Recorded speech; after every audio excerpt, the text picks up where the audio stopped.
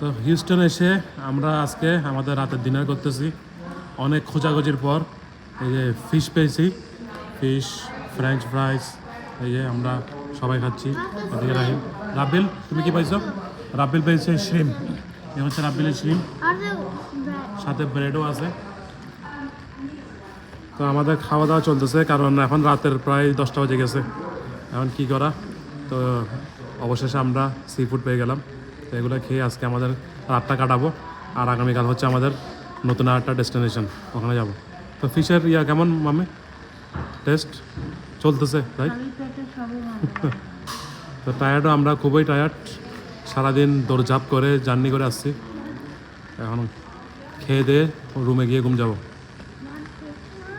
তো এই হচ্ছে আমাদের ফুড, এটা হচ্ছে একটা তেলাপিয়া ফিশ, সাথে আছে ফ্রেঞ্চ ফ্রাই, আর ওদিকে আছে শ্রিম। তো ঠিক আছে, আমরা খাওয়া দাওয়া করি, দেখা হবে ইনশাল্লাহ আবারও।